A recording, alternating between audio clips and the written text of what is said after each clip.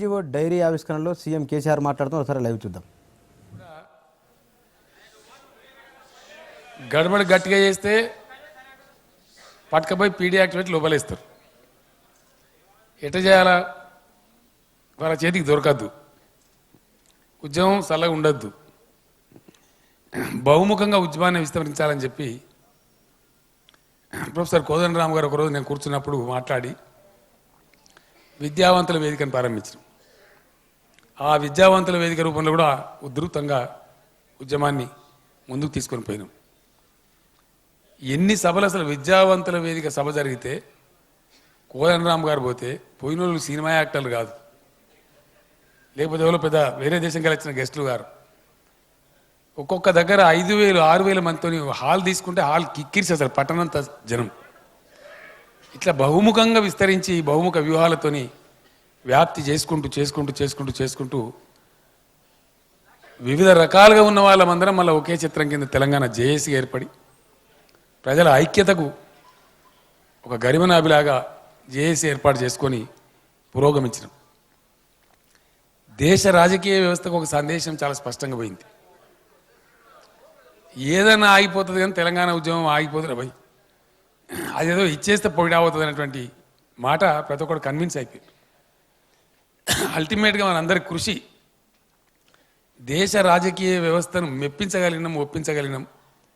ఇది నిజమైన ప్రజాస్వామిక డిమాండ్ అనే మాట కన్విన్స్ చేయగలిగినాం. కాబట్టి ఈరోజు మనం ఇంత సంతోషంగా మన స్వరాష్ట్రంలో మన డైరీని ఆవిష్కరించుకున్నాం. చాలా వేదికల మీద నేను చెప్పిన, ఆరంభించరు నీచ మానవులు విఘ్నాయాస సంత్రస్తులై, ఆరంభించి పరిచయింతురు విఘ్నాయత్తులై మధ్యములు, ధీరుల్ విఘ్న నిహన్యమానులగుచున్ మృత్యున్నతోత్సాహులై ప్రారబ్ధార్థము లెక్కబెట్టరు సుమి ప్రజ్ఞానిధులుగా. అంత ప్రజ్ఞ మీరందరూ కూడా దీశాలు ప్రజ్ఞావంతులు కాబట్టి, మనం నీచమానవులం కాదు కాబట్టి, మనది నీతిమాలిన డిమాండ్ కాదు కాబట్టి ఇలా విజయ తీరాన్ని ముద్దాడిని. ఇదే మాట ఇప్పుడు ఇంతకుముందు దేవిప్రసాద్ గారు నాకు చెప్పినారు. చాలా సంతోషం. నిజంగా కూడా పని అట్లనే జరుగుతూ ఉంది. ఒక సందర్భంలో జిల్లా కలెక్టర్లు వస్తే నేను వాళ్ళకి చెప్పిన, don't forget that you are not British collectors, ఇది డెమోక్రసీ. నేను స్పష్టంగా పరేడ్ గ్రౌండ్ మీటింగ్లో చెప్పిన, 15th ఆగస్టుకి చెప్పిన, మళ్ళా చెప్తున్నా మీకు, this is employee friendly government. కాబట్టి మీరు కర్రుమని బుర్రుమని మీరు ఉద్యోగులను చిన్నచూపు చూసే పరిస్థితి చేస్తే మాత్రం గవర్నమెంట్ టాలరేట్ చేయదు, చాలా జాగ్రత్తగా వివరించాలా అని కూడా నేను చెప్పడం జరిగింది. పరిస్థితి రోజు రోజుకు అదేవిధంగా మారుతూ ఉంది. ఎందుకంటే అందరం కలిసి ఒక ఉత్సాహవంతమైన వాతావరణంలో, మానసిక ప్రశాంతతతో, ఒక స్ట్రెంత్లో, ఎస్ ఇది మా ప్రభుత్వం, మా ప్రజల కోసం మేము కొత్తగా సాధించుకున్న రాష్ట్రం కోసం మేము పనిచేస్తాం అనే భావన, ఆ స్పిరిట్ చాలా ఎక్కువ అవుట్పుట్ ఇస్తుంది, ఎక్కువ డెలివరీ చేస్తుంది. అదే పద్ధతిలో పోతా ఉన్నాం. చాలామంది నా మీద ప్రెజర్ పెట్టారు. ఇక్కడ మా ఎలక్ట్రిసిటీ ఉద్యోగ మిత్రుడు శివాజీ కూర్చున్నాడు. చాలామంది పెద్దవాళ్ళు కూడా ప్రెజర్ పెట్టినారు. మేము పెడతాం పవర్ ప్లాంట్ అంటే మేము పెడతాం. నేను చెప్పిన నథింగ్ డూయింగ్, ప్రైవేట్ వాళ్ళకి ఇయ్యమని చెప్పినాం కరాకండి. ఖచ్చితంగా మా జెన్కో, మా ప్రభుత్వ రంగ సంస్థనే విస్తరించుకుంటాం, ఉత్పత్తి చేసేది మా జెన్కో ద్వారానే చేస్తామని ఇలా 6,000 మెగావాట్లు కేవలం జెన్కో ద్వారా ఉత్పత్తి చేయడానికి మనం ముందుకు పోతా ఉన్నాం. అక్కడ కూడా కొన్ని వేల మందికి మనకి ఈరోజు అక్కడ ఉద్యోగాలు కూడా రాబోతూ ఉన్నాయి. ఆ వర్క్స్ త్వరలోనే ప్రారంభం కాబోతూ ఉన్నాయి. మరో సందర్భంలో తెలంగాణ డ్రింకింగ్ వాటర్ గ్రిడ్ చేపట్టిన దాన్ని చాలామంది నన్ను భయపెట్టినారు. సార్ అంతా ఈపీసీ అలవాటు అయిపోయింది, వీళ్ళు చెయ్యరు, ఎవరికైనా ప్రైవేట్కి ఇద్దాం సార్, వేరే దేశానికి ఇద్దాం సార్, ఎక్స్పర్ట్ కమిటీకి ఇద్దామంటే, సిద్దిపేటలో మామూలు ఎమ్మెల్యేగా ఉండి నేను చేయించిన మన ఉద్యోగస్తులే చేసిండ్రు. 20 సంవత్సరాల నుంచి బ్రహ్మాండంగా అది నిరాఘాటంగా జరుగుతూ ఉంది. డెఫినెట్గా మన ఉద్యోగులే చేస్తారు, నాకు ఆ విశ్వాసం ఉంది అని చెప్పి వాళ్ళ మీద విశ్వాసం పెట్టి నేను దాన్ని కూడా గవర్నమెంట్ పరంగానే ఇలా చేస్తున్నాను. మీరందరూ నిన్ననే పేపర్లో చూసినారు, 1000 మంది అదనంగా ఉద్యోగులు కావాలంటే ఆర్డర్స్ ఇచ్చి ఇమీడియట్గా రిక్రూట్ చేయమని కూడా చెప్పడం కూడా జరిగింది. ఈ రకంగా ఈ రోజుకు మిషన్ కాకతీయ అక్కడ కూడా ఎన్ని ఖాళీలని అన్ని అర్జెంటుగా భర్తీ చేసి సర్వే సామాన్లు కూడా లేకుండా పోయినాయి పాత ప్రభుత్వాల పుణ్యమని. ఇంతకుముందు ఎంత పెద్ద సిపాయి కాంట్రాక్టర్ అయినా మన ఆఫీస్కి వచ్చి మన ఎస్సీకి మన సిఈకి దండం పెట్టాడు. అటువంటిది కాంట్రాక్టర్లే వాళ్ళ దగ్గరకు పోయే పరిస్థితి వచ్చింది, కాంట్రాక్టర్ల దగ్గరికి ఇంజనీర్లు పోయే పరిస్థితి వచ్చింది. దాన్ని ఇప్పుడు అంతా తారుమారు చేసి మళ్ళీ మొత్తం అంతా కూడా ఆ పిచ్చితనం లేకుండా ప్రభుత్వ రంగంలోనే జరగాలి, ఖచ్చితంగా మా ఉద్యోగులకు ఆ సామర్థ్యం ఉంది, చేస్తారని చెప్పి క్రమంగా దాన్ని మార్చుకుంటూ ఆ పద్ధతి మనం చేసుకుంటూ ముందుకు పోతున్నాం. ఉద్యోగుల పంపిణీ కాలే, మీకు తెలుసు ఆ విషయం. అదేవిధంగా ఐఏఎస్ అధికారులు నిన్న మొన్న వచ్చింది మనకు, మీ అందరూ గమనిస్తూనే ఉన్నారు. అనేక ఉత్తరాలు రాసి అనేక సార్లు పరిశీలించిన తర్వాత కేవలం 31 మంది ఐఏఎస్ అధికారులతోని కాలం వెల్లదీస్తూ వచ్చినాం. ఒంటి బాగు ఉన్నో పంటి బిగి ఉన్నో ప్రభుత్వం నడుపుకుంటూ వచ్చినాం. ఇంకా వాళ్ళు ఇంకా రాలే, ఐఏఎస్ ఆఫీసర్ ఇంకా రావాలి, రిపోర్ట్ చేయాలి, ఆర్డర్స్ అయినాయి అంతే.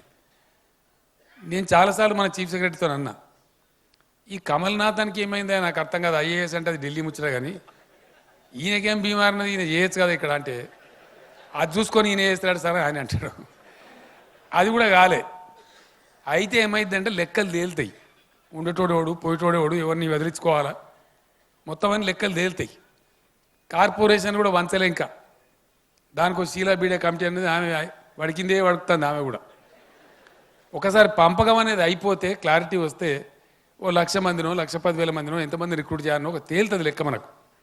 తేలితే దాన్ని బట్టి ఇమీడియట్గా చక్కగా వాళ్ళందరినీ కూడా రిక్రూట్మెంట్ చేసుకుంటాం, ఖాళీలు భర్తీ చేసుకుంటాం, బ్రహ్మాండంగా మనం అనుకున్న వేగంతో దూసుకొని ముందుకు పోతాం. దానికోసం వెయిట్ చేయాల్సి వస్తూ ఉంది. ఇట్లా ప్రభుత్వం ఈ పద్ధతిలో ముందుకు పోతూ ఉంది. మిగతా కార్యక్రమాలు మీరు చూస్తూ ఉన్నారు. మనకు ప్రధానంగా 3 రంగాలలో ప్రభుత్వం పనిచేయాల్సి ఉంటుంది. ఒక రియాలిటీ మనం ఎవరం కాదనలేని రియాలిటీ, రాష్ట్రంలో పేద వర్గాల ప్రజలు ఉన్నారు, పెద్ద సంఖ్యలో ఉన్నారు. వాళ్ళ సంక్షేమం చాలా ప్రధానమైనటువంటి విషయం. వాళ్ళ నిత్యావసరాలు కానీ, నిత్యావసర సరుకులు కానీ, వృద్ధులకు పెన్షన్లు కానీ, ఎవరైతే ఎటు కాకుండా ఉన్నారో వాళ్ళని ఆదుకోవటం కానీ, అది సంక్షేమం అనేది ఒకటి చేసుకోవటం, వాళ్ళలో ఉన్న పేదరికాన్ని తొలగించడానికి పలు మార్గాలు పలు స్ట్రాటజీలు వెతుక్కోవడం, అది ఒక సెక్టర్, వెల్ఫేర్ సెక్టర్. రెండవ sector agriculture sector. Agriculture sector అనేది చాలా రాష్ట్రానికి ఆదాయం తక్కువ సమకూరుస్తుంది జీడిపి, కానీ ఎక్కువ శాతం మంది ప్రజలు బతికే దాని మీద ఆధారపడి బతుకుతున్నారు. అది లేకపోతే బతికే లేదు అసలు. కాబట్టి రైతు లోకము, రైతులు, వాళ్ళకు సంబంధించిన సమస్యలు, వాటిని పరిష్కారం చేసుకోవాలి. దాని తదనంతరం నవీన పద్ధతుల్లో నవీన ప్రపంచంతో పోటీపడుతూ రాష్ట్రం పారిశ్రామికీకరణ అభివృద్ధి చెందాలి, పెట్టుబడులు ఆకర్షించాలి, మన యువతకు ఉపాధి రావాలి, ఉద్యోగాలు రావాలి. ప్రైవేట్ రంగంలోనే ఇలా ఉద్యోగాలు ఎక్కువ ప్రభుత్వ రంగం కంటే, అది ఆటోమేటిక్గా జరిగిపోతున్న విషయం గ్లోబల్ వ్యాప్తంగా. కాబట్టి ఆ సెక్టర్లో కూడా మనం చాలా పరిపుష్టంగా ఉండవలసిన అవసరం ఉంటుంది. ప్రధానంగా ఈ 3 రంగాలలో మనం పోవాల్సిన అవసరం ఉంది. ఆ దిశలోనే మన స్ట్రాటజీలు, మన వ్యూహాలు తయారవుతూ ఉన్నాయి. ఆల్మోస్ట్ అన్నిటి విషయంలో కూడా ఒక అవగాహన రావడం జరిగింది. ఇప్పటికీ బాగా లోతుగా పరిశీలించి అధ్యయనం చేసి అన్నీ కూడా ఒక ఆకలింపు చేసుకొని ఉన్నాం. ఈ ఉద్యోగుల పంపిణీ అయిపోతే ఖాళీలు కూడా భర్తీ చేసుకుంటే మన ఎజెండా అమలు మరింత వేగమయ్యేటువంటి ఆస్కారం ఉంటుంది. మీరందరూ కూడా దేవిప్రసాద్ గారు మాట్లాడుతుంటే నాకు మనసు పులకరించిపోయింది. జనరల్గా శ్రమదానం అంటే ఓ రోజు ఆఫీస్ పనులే కూడా చేద్దాంలే అనుకుంటారు, కానీ మేము ఆదివారం చేస్తామని చెప్పినంటే అది ఒక టీఎన్జిఓలకి ఆ ఘనత దక్కిందని మనం చేస్తాము. ఆ స్పిరిట్ ఆఫ్ తెలంగాణ, రాష్ట్రం సాధించుకోవాలనే పట్టుదల ఎంత ఉండేనో, సాధించుకున్న రాష్ట్రాన్ని బాగు చేసుకోవాలనే తపన కూడా టీఎన్జిఓలకు మాత్రమే సాధ్యం, అది వేరే వాళ్ళకి ఇంత సాధ్యం కాదు. అంత గొప్పగా ఆ స్పిరిటే వాళ్ళతో దేవిప్రసాద్ గారితో నా మాట చెప్పిందని నేను భావిస్తూ ఉన్నా. ఈ స్పిరిట్తో మనం ముందుకు పోతూ ఉన్నాం. ఈ రకంగా పనులన్నీ కూడా చక్కబెట్టుకుంటూ ముందుకు పోతూ ఉన్నాం. దీంట్లో మీ అందరికీ తెలుసు, రైతుల రుణమాఫీ మనం ప్రకటించున్నాం. వాళ్లకు మనం ఆఫ్ ద వే వచ్చినాం.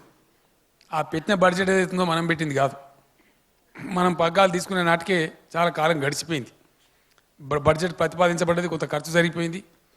సరే, కొన్ని వాళ్ళు కొట్టేసుకపోయినారు, పోయే ముందర దొంగ ఇంటికి వేయకుంటారు రోడ్డు, అట్లా అదో కొంత మోసం జరిగింది. వాళ్ళ సైడ్ అని పేమెంట్ ఇచ్చుకున్నారు, మన అని పెండింగ్ పెట్టినారు, లూటీ చేసిపోయినంటారు కదా. అట్లా అట్లా కూడా కొత్త జరిగింది. దాని తదనంతరం రైతుల రుణమాఫీకి ఒకటే సంవత్సరంలో మనకు 4,250 కోట్లు ఈ సంవత్సరం మనం చెల్లించాల్సి వచ్చింది. మనకు వచ్చే ఆదాయం లెక్కలు ఇక తేలవలసిన అక్కడ కూడా ఉంది. ఎందుకంటే ఫైనాన్స్ కమిషన్ రిపోర్ట్ ఫైనల్ అయింది, రాష్ట్రపతి గారికి సమర్పించారు. వాళ్ళు సెంట్రల్ గవర్నమెంట్ గ్రాంట్ మనకు ఎంత రాబోతుంది తెలంగాణ రాష్ట్రంగా అనేది ఇప్పుడు స్టార్ట్ అయితే, ఈ బడ్జెట్ స్టార్ట్ అయితే తప్ప మనకి ఇంకా అర్థం కాదు. వీటన్నిటి మధ్యలో మనం ఉన్నాం. ఉద్యోగులకు నేను చేసిన చాలా తక్కువ. హెల్త్ కార్డు ఒకటి విషయం వస్తే మాట్లాడుతుంటే 100 కట్టమందామా, 200 కట్టమందామా, 300 కట్టమందామా అని మాట్లాడుతున్నారు. నేనన్నా 100 లేదు బొందలేదా, మేము కడుపు నిండా చేసుకుంటాం. 100% ₹1 వాళ్ళకి ఖర్చు లేకుండా చేస్తామని చెప్పినాం.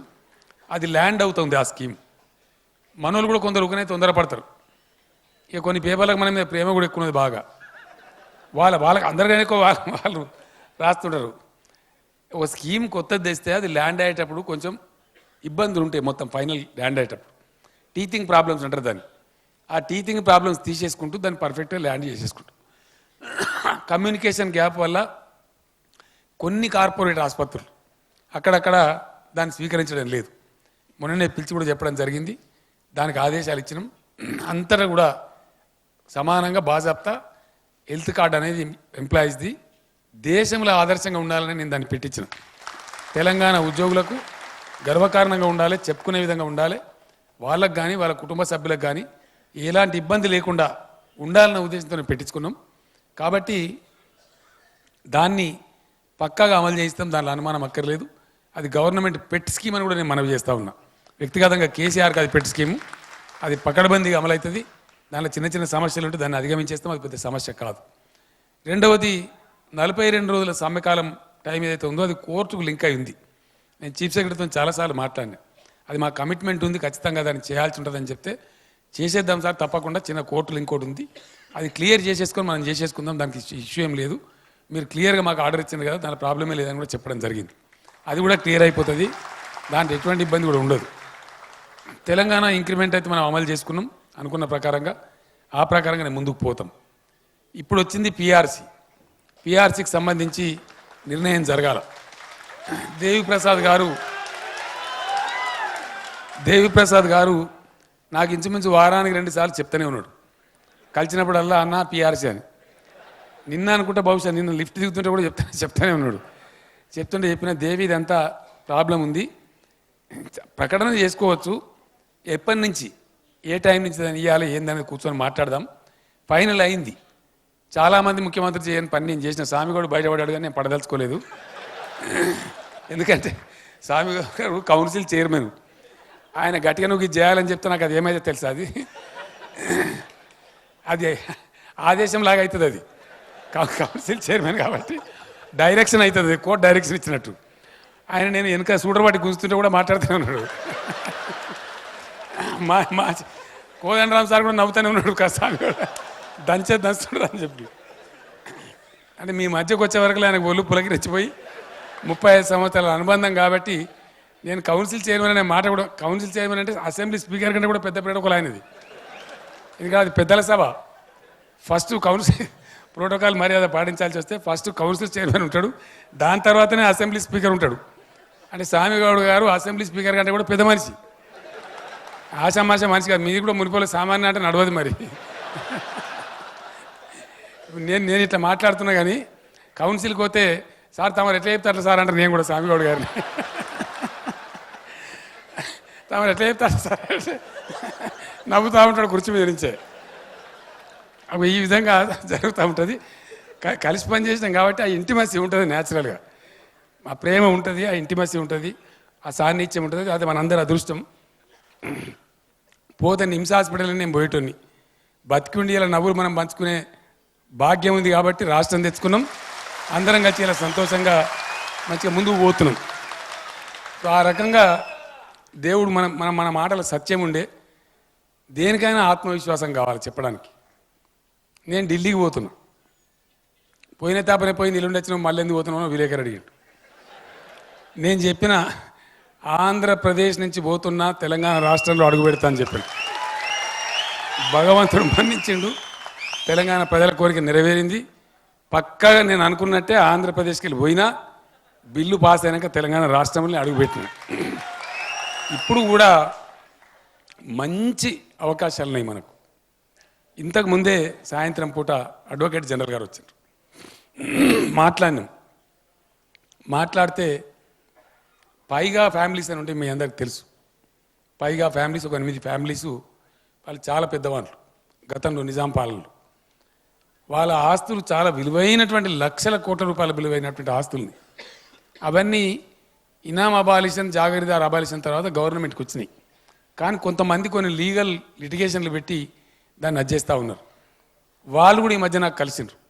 సార్ మా బతుకు మంచిగా లేదు, గడివా మీద కుక్క కూర్చున్నట్టున్నది, మేము తిన్నది లేదు, రాష్ట్రానికి దక్కింది లేదు, కాబట్టి ఏదో పరిష్కారం చేద్దాం సార్. నేను చెప్పిన పెద్దలకు కమిటీ ఇస్తే చెప్పిన కోదండరామ్ గారికి మా ఊరు ప్రజా సంఘం కూడా వేస్తున్నాం కదా, త్వరలో వేస్తాం, అది మా సంఘానికి అప్పయితే వాళ్ళు మీరు మాట్లాడుతూ ఏం చేయాలని ఆలోచిద్దామని చెప్పారు. మంచి మనకు తెలంగాణ రాష్ట్రానికి ఆదాయం వచ్చే ఆస్కారం. ఇంకా చాలా దిగజారున్నాయి. డంబచారం చెప్పుకోవడానికి హైదరాబాద్, నేను అమాయకులాగా ముఖ్యమంత్రి ఓటిస్తున్నాక అప్పుడు జూన్ కదా, వర్షాకాలం స్టార్ట్ అవుతుంది. ఈ హైదరాబాద్ ఎప్పుడు లోతట్ట ప్రాంతాలకు వెళ్ళిపోతాయి. ఏం మొట్టమొదటి రివ్యూ ఆ జిహెచ్ఎంసీ కమిషనర్తో 5 నెలలు కానీ పెట్టి 4 తారీఖు నాడు 5 తారీఖు నాడు పెట్టి నేను ఒక మాట చెప్పిన, మీకు ఒక ఇంజనీరింగ్ చీఫ్ ఉన్నాడు, కథ ఉంది, ఇంత సిబ్బంది ఉంది, మరి మీరుగా పెద్ద వాన పడ్డది, జర పెద్దగా వాన పడదు హైదరాబాద్ అంటే ముఖ్యమంత్రి ఉండే ఇంటి ముందర మోకాళ్ళలోకి నీళ్ళు, రాజ్భవన్ ముందర గవర్నర్ ఉండే రాజ్భవన్ ముందర మోకాళ్ళలోకి నీళ్లు, మొత్తం మంత్రులు ఎమ్మెల్యేలు ముఖ్యమంత్రి స్పీకర్లు చైర్మన్లు కూర్చుని అసెంబ్లీ ముందర మోకాళ్ళలోకి నీళ్లు. యానకి 3 అక్కల ఇజ్జతి పోతుంది కదా బాబు, ఇదేం కదా ఇదేం రాష్ట్రంలో తిచ్చిపోతారు కదా. కానీ చేయండి, మీరు క్లియర్ చేయలేదు, లేదా ఎంతమంది కలిసి అంటే చేయలేము సార్. ఎందుకు చేయలేదు? ఏమీ చేయలేదు సార్. కారణం ఏంటి అంటే పేరుకు హైదరాబాద్ నగరం కానీ పెద్ద గందరగోళంగా భయంకరంగా తయారు చేసి పెట్టారు. మొత్తం నాళాలని కబ్జాలు చేసుకోలేదు, ఒక్కటి కూడా లేదంత అరాచకం, ఇష్టం వచ్చిన పద్ధతులు. నిన్న నేను వరంగల్ పోతే ఆడ ఓడిపల్లి చెరువు ఉంటుంది. ఏ చెరువుకైనా కూడా ఒక 30 మీటర్స్ కట్ట కింద గవర్నమెంట్ జాగా ఉంటుంది. ఇది దాన్ని కట్ట వెడల్పుంటుంది ఫౌండేషన్, మీది నాకు సన్నగా అవుతుంది ఉండాలి. చెరువు కట్టను కూడా చెలిగి పారేసింది. దానికి పోయిన ముఖ్యమంత్రి పుణ్యాత్ముడు జీవో ఇచ్చి రెగ్యులర్ కూడా చేసినాడు. ఇంకా నా అంత గొప్పడి ప్రపంచం లేడు. ఇగో ఇటువంటి అరాచకాలు చాలా చేసిండ్రు, చాలా బీభత్సంగా పరిస్థితి ఉంది. దాన్నంతా రిపేర్ చేసుకునేటువంటి పరిస్థితులలో అన్నీ కూడా ఆలోచన చేసుకుంటా ఉన్నాం, ఒకటి ఒకటి ఒకటి ఒకటి చేసుకుంటా ఉన్నాం. అయితే మీకు నేను ఒకటే మాట మనవి చేస్తా. మొన్న నేను మాట్లాడినా, ఫైనాన్స్ సెక్రటరీతో కూడా మాట్లాడినాం. మనకి ఏం ఇబ్బంది లేదు, పిఆర్సీ కడుపు నిండా ఇచ్చుకుందాం, బ్రహ్మాండంగా ఇచ్చుకుందాం. అయితే ఇప్పుడు సంక్రాంతి వచ్చింది, పీడదినం వచ్చింది, 14 తారీఖు దాటితే జనవరిలో ఉత్తరాయణంలో పోతాం. నూతన సంవత్సరం కానుక కింద జనవరిలోనే పిఆర్సీ ప్రకటిస్తా అని చెప్పి నేను మనవి చేస్తా ఉన్నా. మంత్ ఆఫ్ జనవరిలోనే 3rd వీకా, మోస్ట్ లైక్లీ 3rd వీకు. ఆనాడు స్వామిగౌడ్ గారు కూడా పిలుస్తాయిగా, ఆయన ఏమేమి డైరెక్షన్ ఇస్తారో ఏం సంగతి అంటే వాళ్ళని సెక్రటరీకి పిలుస్తా అనుకున్నది, నేనే అసెంబ్లీకి పోతా. సో ఆ విధంగా పరిష్కారం తప్పకుండా చేసుకుందాం. నా మనసు మీతో ఉంటుంది, మీకు తెలుసు. నేను ఇటుకెళ్ళి మాట్లాడుతున్నా, కానీ నేను మీ బెంచ్ మనిషినే, వేరే ఆడికెళ్ళి రాలే.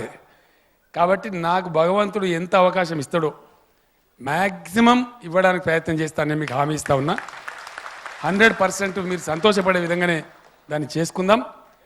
తెలంగాణ గవర్నమెంట్ వచ్చిన తర్వాత మనం ఫస్ట్ టైం పిఆర్సీ ఇచ్చుకుంటున్నాం, మన ఉద్యోగులకు ఇచ్చుకుంటున్నాం. కాబట్టి మ్యాక్సిమం 99.9% మీ కడుపు నిండే విధంగానే, మీరు సంతోషపడే విధంగానే ఆ పిఆర్సీ ఉండబోతుందని కూడా నేను ప్రకటిస్తూ ఉన్నా.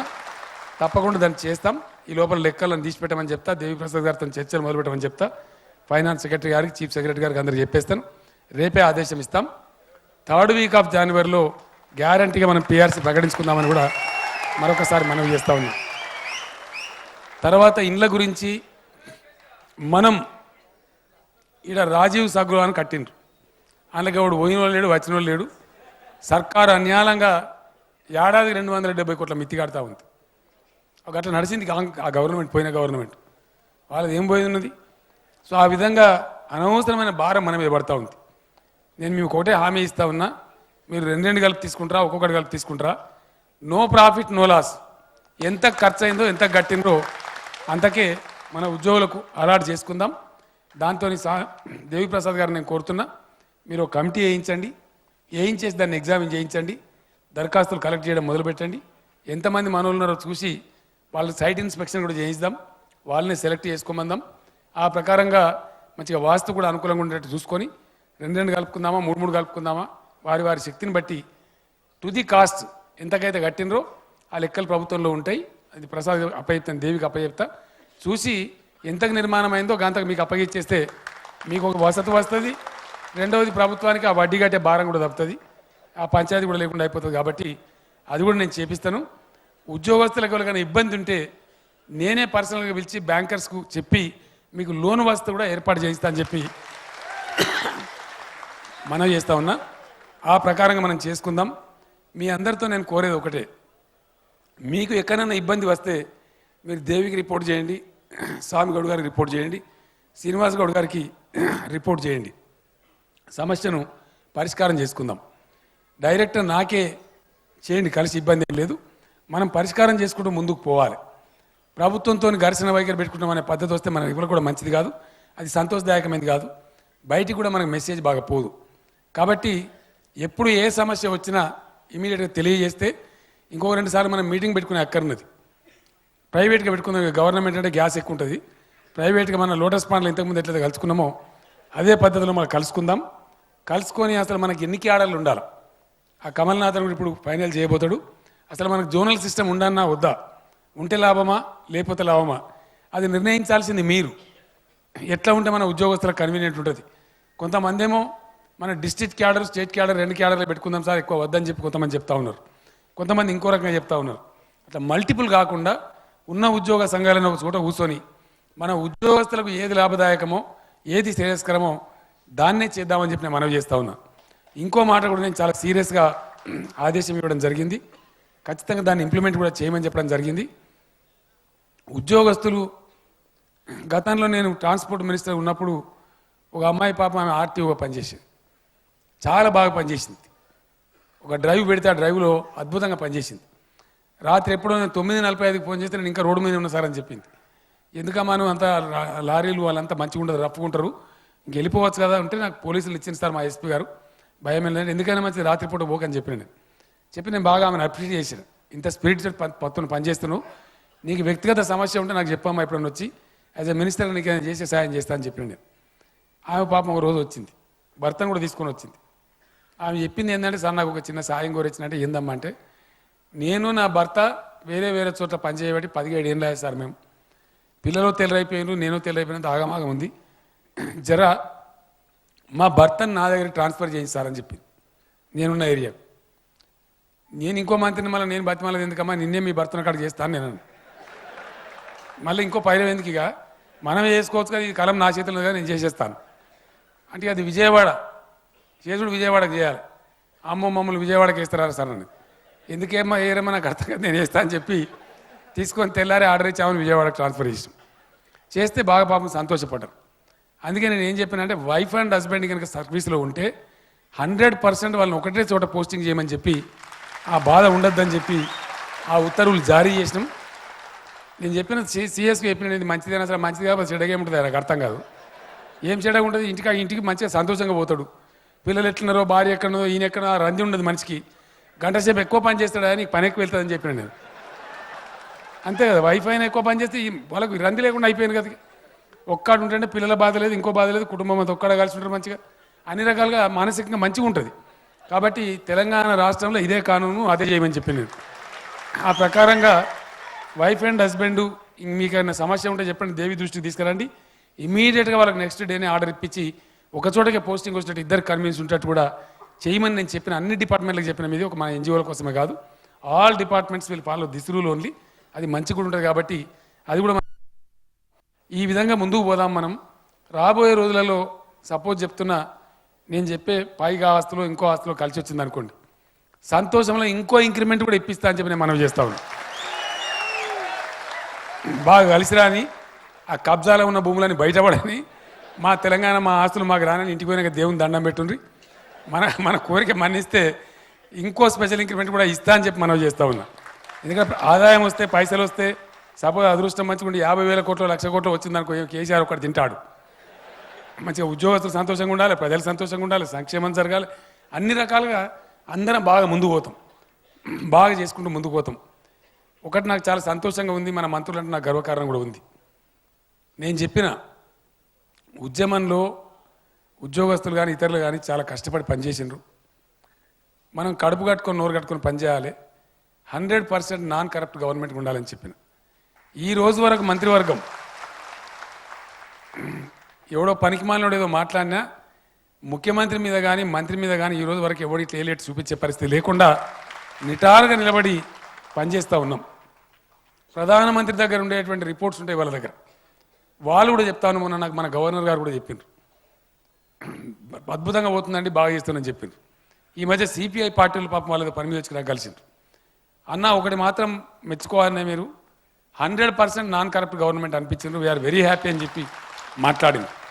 ఆ రకంగా తెలంగాణ ప్రభుత్వం యొక్క ప్రతిష్ట కూడా పెంచుతూ, రాష్ట్రం యొక్క ప్రతిష్ట పెంచుతూ బ్రహ్మాండంగా ముందుకు పోయేటువంటి కార్యక్రమాన్ని చేస్తూ ఉన్నాం. మీకు ఎక్కడైనా ఏదైనా ఇబ్బంది ఉంటే, ఏదైనా హరాస్మెంట్ ఉంటే, ఇతరత్ర ప్రాబ్లం ఉండదు తెలంగాణ గవర్నమెంట్లో, 99.9% ఉండదు. ఉంటే ఇమీడియట్ గవర్నమెంట్ దృష్టి తీసుకొని రాండి, దాని క్షణాల మీద నేనే స్వయంగా దాన్ని పరిశీలించి పరిష్కారం కూడా చేసుకుందామని మనవి చేస్తూ, మరొకసారి దేవిప్రసాద్ గారికి సంతోషంగా ఉంది మనసుకి, ఎందుకంటే ఈ ముఖాలను చూసి చాలా రోజులు అవుతుంది. మళ్ళీ మన వాళ్ళ మధ్య కుటుంబం మధ్య కలిసినట్టు అనిపిస్తూ ఉంది. ఎందుకంటే ఒక రిలీఫ్ లాగా ఉంటుంది. ఉద్యమంలో కలిసి పనిచేసేటప్పుడు చాలా బ్రహ్మాండంగా మనం కలిసేది, వెరీ ఫ్రీక్వెంట్గా కలిసేది, అనేక సందర్భాలలో కలిసేది. ఈ మధ్య కలవలేకుండా పోతూ ఉన్నాం.